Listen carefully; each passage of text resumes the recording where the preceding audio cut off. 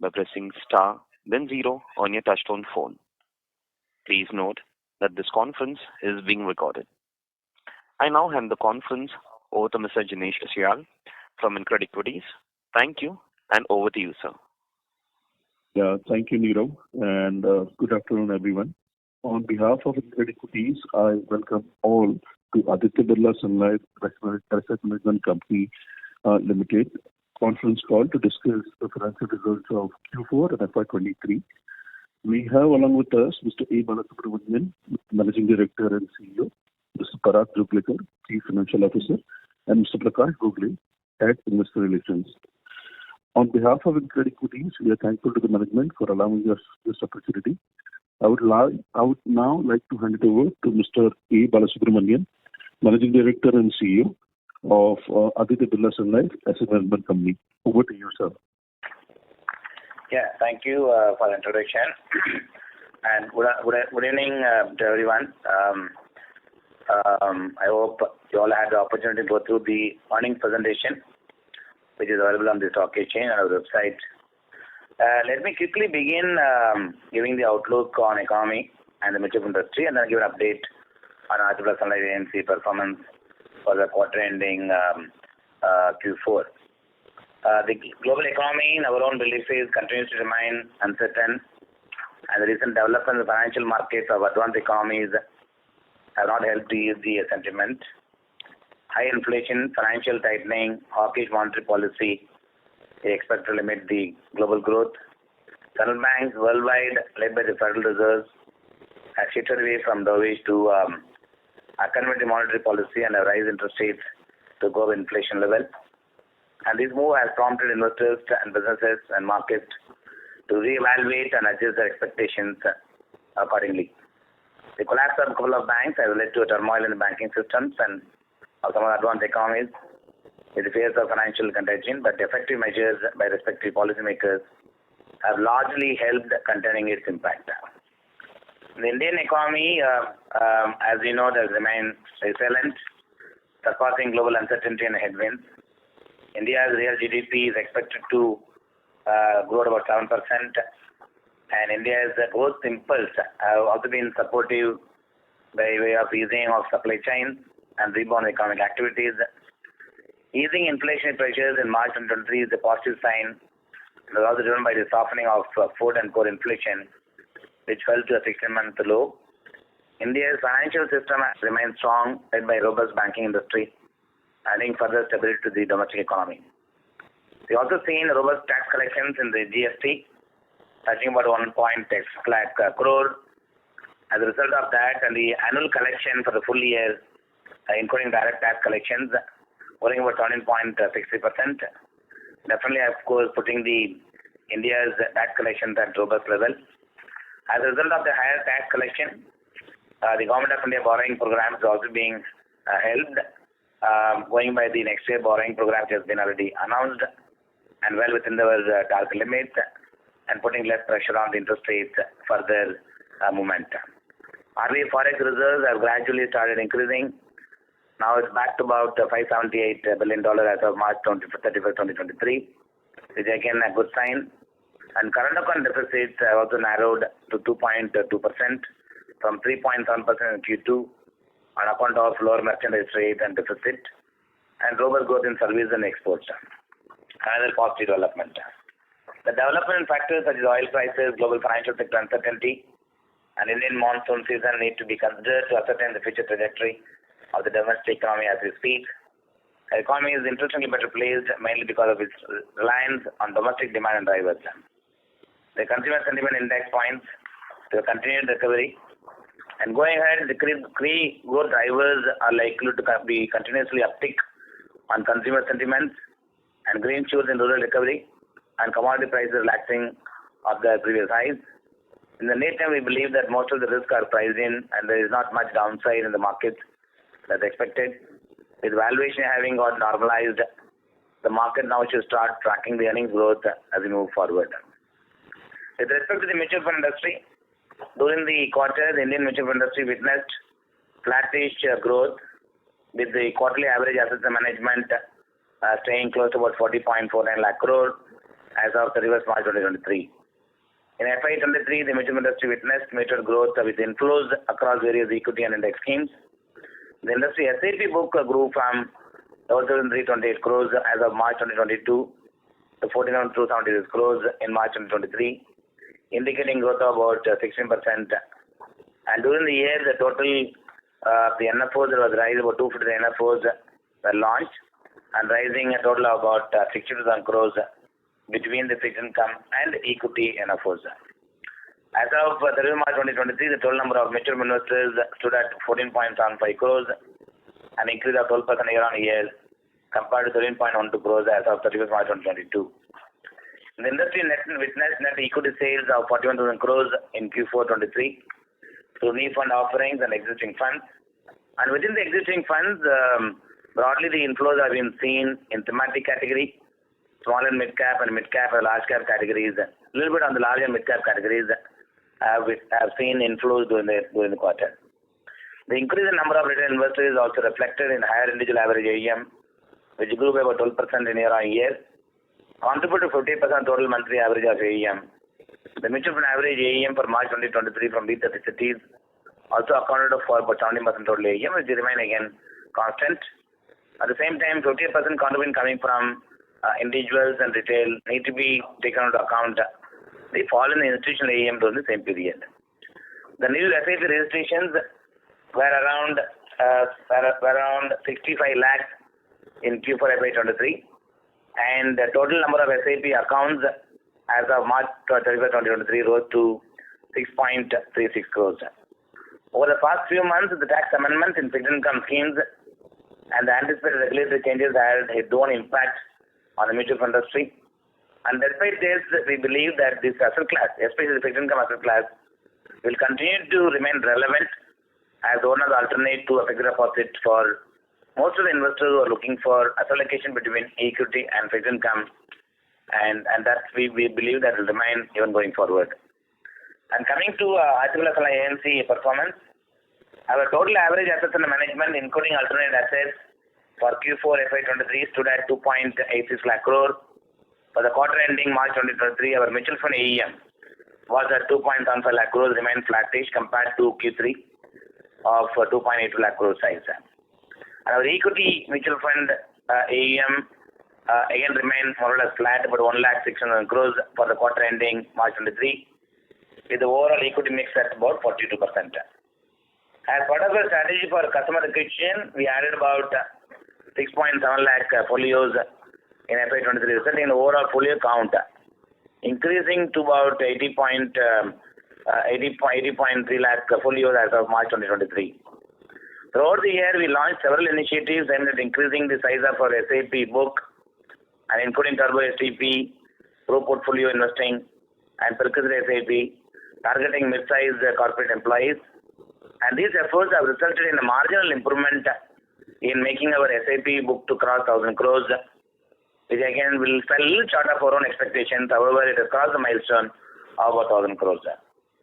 Our multi-channel market initiatives aimed at deepening our presence have yielded positive results. Virtual relationship manager model has activated over 2,900 distributors, and through Sampark, our distributors onboarding initiatives, they empaneled close to about 9,000 distributors during the period. Regarding the overall asset mix between retail and institutional customers, retail investors as of today account for about 42% of our assets as of March 2023.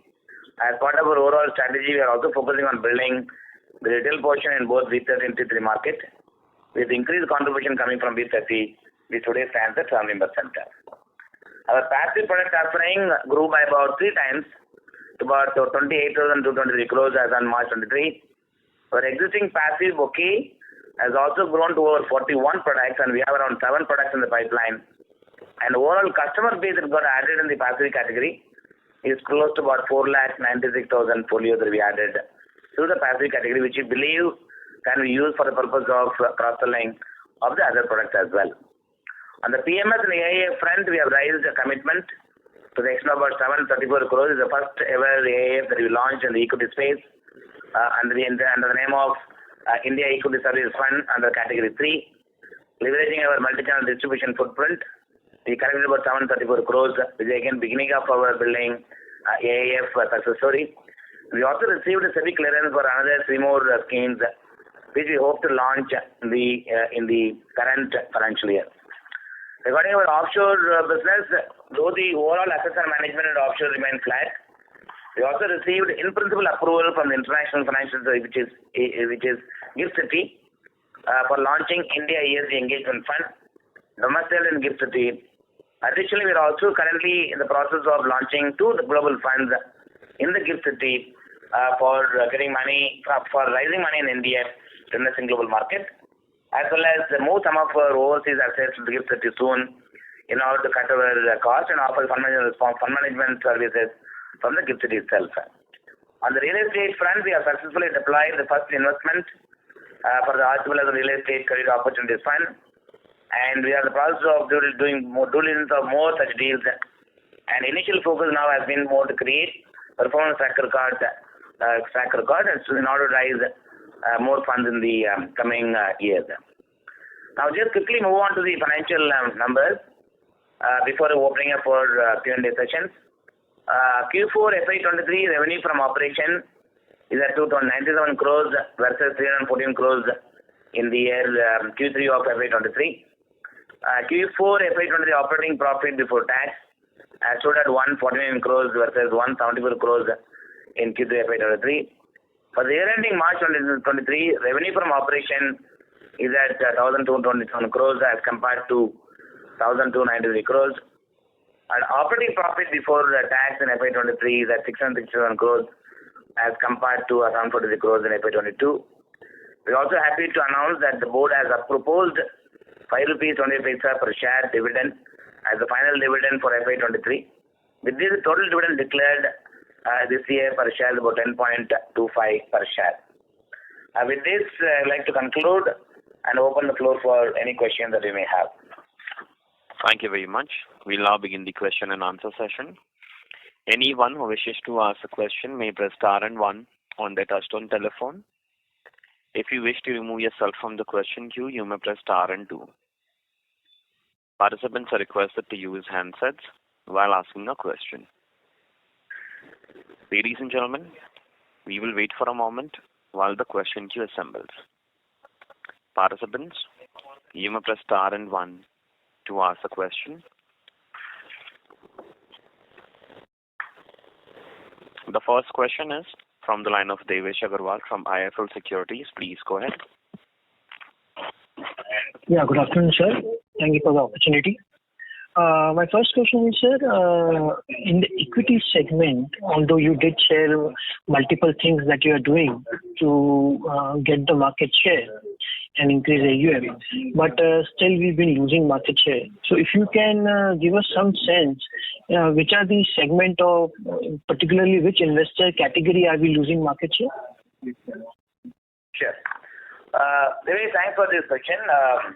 As far as the equity is concerned, of course, our endeavor has been to stop the leakages, at the same time improve the overall momentum in the equity in terms of improving the market share. We have collected close to about 1,572 crores in the quarter of last quarter through the launch of multi-asset allocation fund. That again reflects our ability to actually raise funds and improve the overall market share. And second is SIP is another route through which we continuously put effort to increase the overall market share in equity.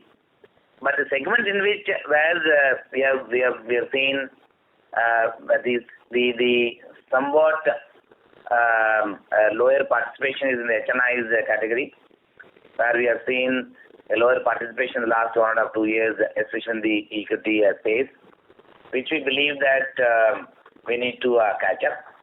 Second is the category in which we are losing assets are those assets where we have seen the performance-related issues which has witnessed in the last 1.5 to 2 years in 2-3 categories such as real assets and few other categories in the equity space where we have seen some bit of outflow.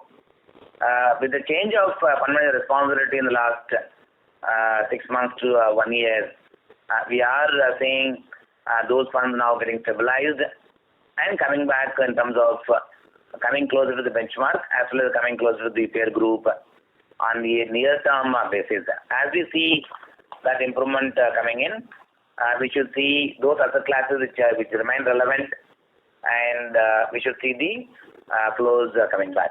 But as I speak today, more than losing, I think the lack of participation in the whatever the growth that is coming in the industry, which I think in sales for the whole year would have been somewhere in the range of about 17 and 80,000 crores. There the participations being missing is one which was leading to the market share loss rather than absolute redemptions coming actually losing market share.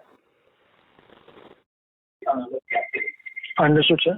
And sir, if we see on the distribution side, again, I'm talking about the equity asset, we see that the share of banking channel has been going down, and in last 1 year, it has come down by 200 basis points. So is this a decline that we are seeing across bank, or there are selected banks where our sales have slowed down?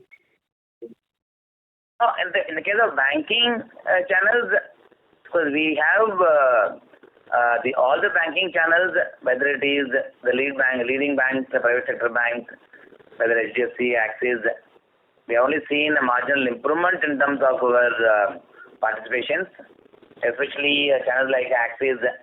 We have seen increased participation coming in SIPs, including HDFC Bank. And these assets, largely in some of these foreign banks, used to get a significant market share, such as Citibank.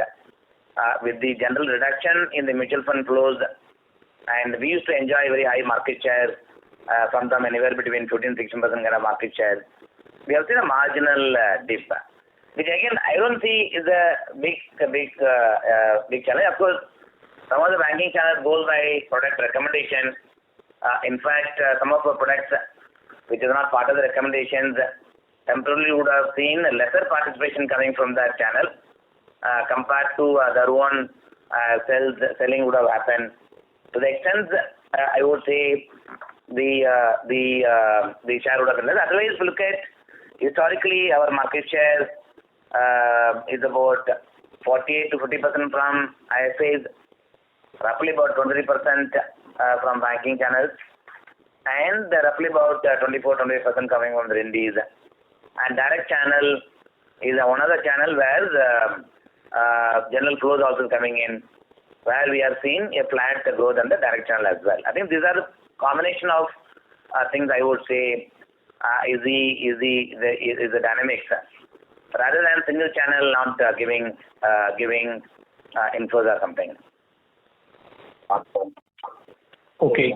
And lastly, sir, if we see that over the last 2 years, although the share of equity has gone up in the overall mix, our yields have remained under pressure. Now, there will be some generic reasons for those. But other than that, specifically, I wanted to understand how has the distributors' payout intensity changed for you between, say, FY21 and 23? Yeah. Ask Parag to answer that once again. Yeah. So, Dinesh, the distributor payout on an overall basis as a general principle remains that we share in the range of around 65% of our overall DTER. That continues. But as you know, and we have been mentioning earlier also, wherever there are NFOs, generally in the first year of NFO, the payout is slightly higher than the 65%.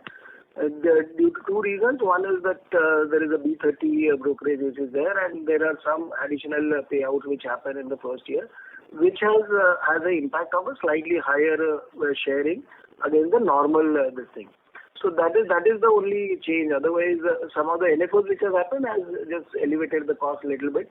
But otherwise, on the normal BAU sales, it remains in the range of around 65%.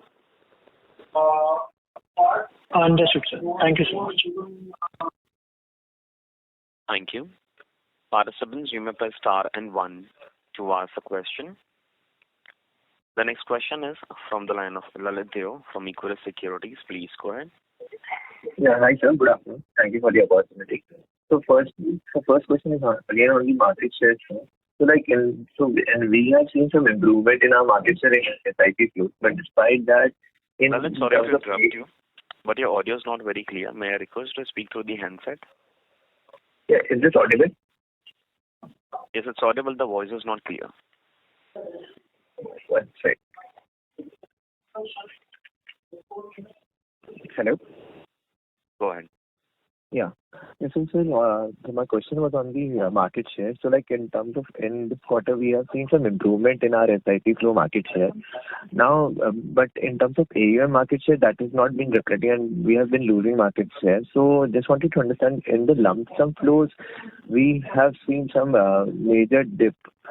So, what could be the reasons for the same? As you alluded to that part. And also, given that we are looking to launch funds in the PMS and AIF categories in FY24. So, how is the OPEX trajectory look for us in the coming 2 years? Yeah. See, the market share loss is largely on account of one or two categories in which flows have come. This is what I mentioned in my speech as well, which is essentially smaller mid-cap space and ALS is a category, and large and mid-cap space. These are the three spaces predominantly big flows have come for the industry. In fact, our flows in these three categories, except we have got money in the smaller mid-cap fund, so in the same period, whereas other schemes we not get as much as flows which you normally get every year. So to the extent our market share loss was on account of the flows coming in, we saw an outflow in a few of those schemes, and whatever the flows that came in the big category like small cap, our flow was relatively lower than the industry. These were the primary reasons. But these flows in the industry also come through the combination of lump sum and SIPs. And then SIP flows in the smaller mid caps is also relatively higher than what we historically have seen. Therefore, to the extent our deserving participations were less, which again I would attribute to the reason I just mentioned earlier, which is what currently we have more or less reversing it, which I think should help us in the next few quarters to kind of get back on track. As far as your AIF thing concerns, the current thing is one, we have planned lining up of AIF product. There's one which we'll be closing it in the month of April. We already planned two more AIF this financial year, both in equity and fixed income. In terms of team strength, we already have. If at all we have to add 1%, we will add one with the long short kind of capability. As far as the equity is concerned, we may add 1% on the credit side for launch of our credit fund. Otherwise, we don't see a significant addition in terms of adding people. That's the only main cost that we have. And rest of the OPEX with respect to the AIF would not be anything significant, except people may have to just go for a travel to promote this product, which I call it as a business as usual. Sure, sir. And so on the yields, thank you, sir. On the yield side, could you highlight the difference between the stock yields on a stock basis and the flows which we are getting, on an overall segment-wise, particularly in equities? So, basically, as you know, the stock is a little lower on the sharing basis, and the new money which comes, it is slightly higher, which is in the range of around 65% plus. So the yield on the stock is higher than the yield on the new flows which is coming. I don't have a handy number on the differentiation, but that is the case, and over maybe the next couple of years that get merged. The differentiation between both of them is not very significantly high. There will be some differentiation, but that will merge over maybe next 2-3 years period of time. Sure, sir. And so just last data keeping question. Can you share the SIP AUM book as of March 23? The overall SIP AUM? It's 51,203. Sure, sir. Thank you, sir. Yeah. Thank you. Thank you. Ladies and gentlemen, you may press star and 1 to ask a question.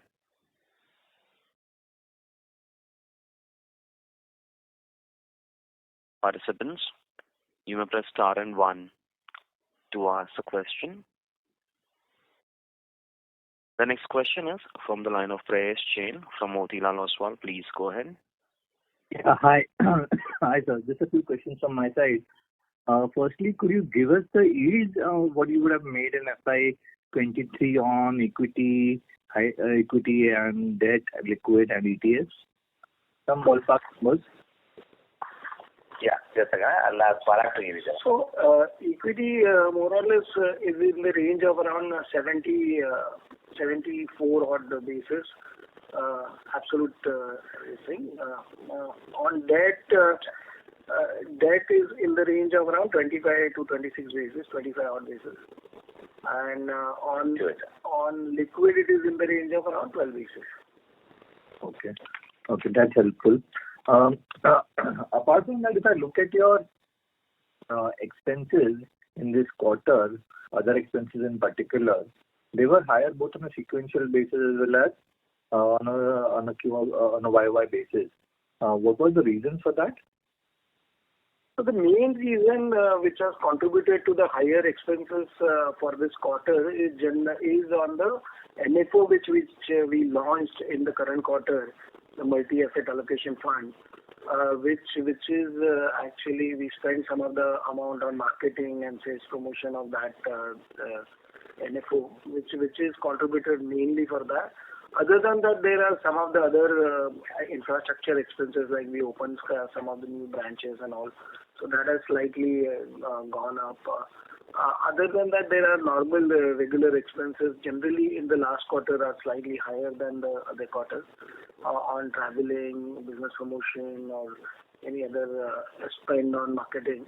So that is the expenses which has come up. And how should we think about the expenses from a next year perspective? What kind of growth do you envisage in expenses both on employees and employee cost and other expenses? Also, you could throw some light as to how much of the cost on a staff front was on ESOP front, and how do you see it in FY24? So generally, we are looking at the expenses to be in line, growing maybe below the overall AUM growth which we will have in next year. That is the intention. Generally, it will be in the range of the inflation plus some uptake on employee cost, which we will look at it. Even on the administration side, similarly on the rentals or any other expenses which we may have. If there are any depreciation on rupee dollar, that may have an impact on the escalation, especially on the technology side. That may have a little bit impact on the overall expenses, because we are highly dependent on these technology platforms and technology service providers.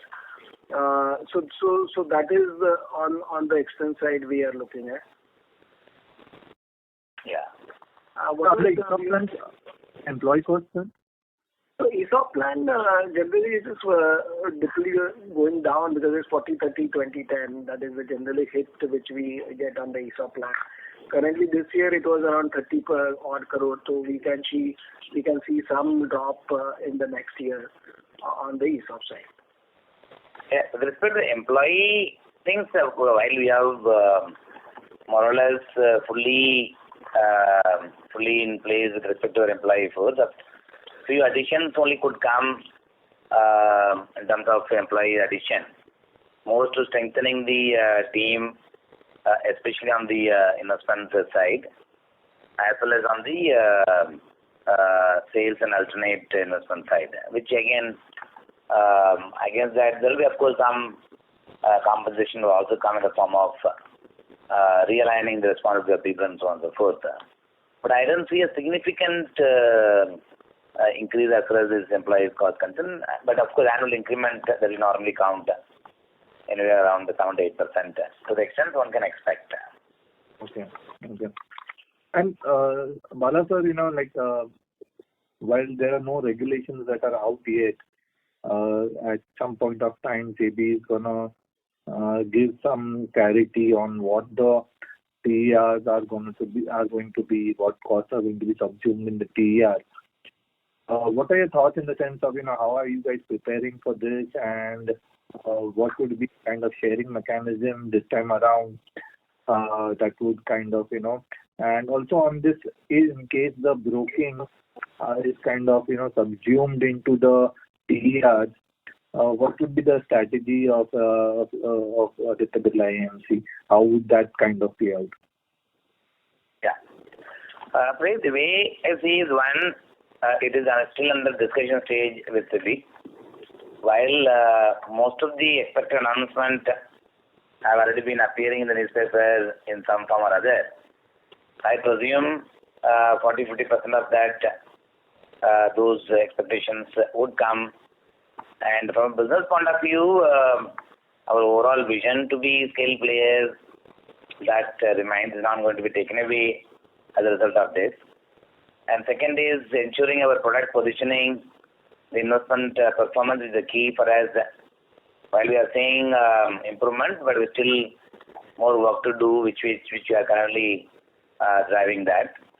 And third is in order to increase our retail penetration, while we have been predominantly working with the B2B model, at the same time we are stepping up our engagement in terms of direct customer connect, both through the sales as well as the service.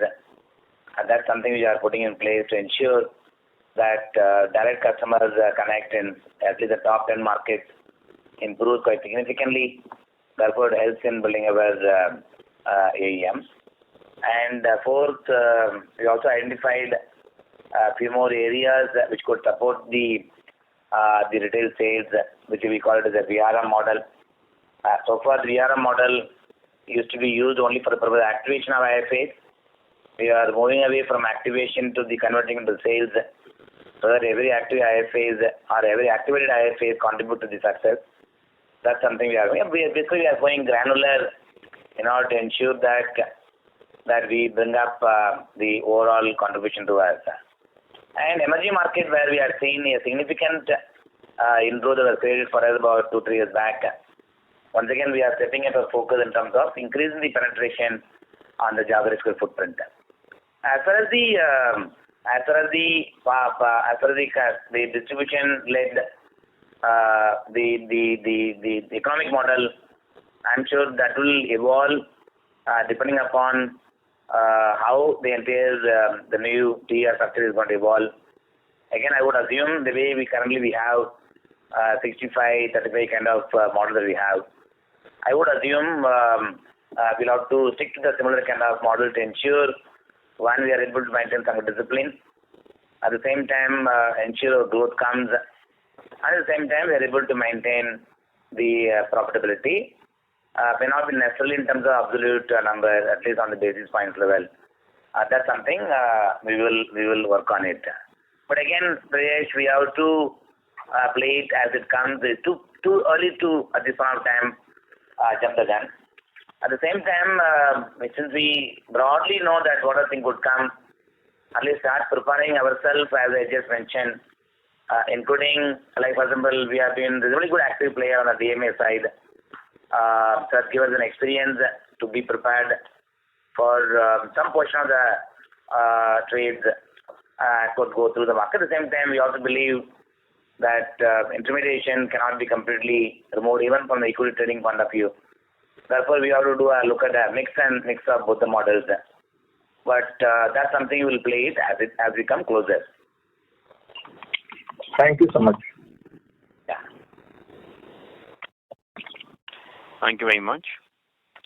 Ladies and gentlemen, you may press star and 1 to ask a question.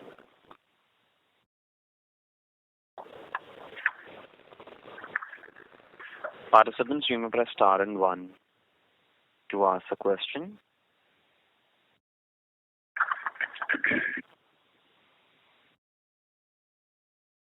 As there are no further questions, I will now hand the conference over to the management for closing comments.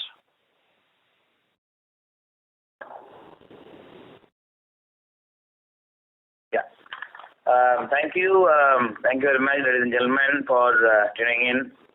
And with this, we conclude our Q4 FY23 earnings calls. And do feel free to reach out to Prakash Bogle for any query that may have. And all of you have a nice long weekend. And thank you. Thank you very much. On behalf of InCred Equities, that concludes this conference. Thank you for joining us. You may now disconnect your lines. Thank you.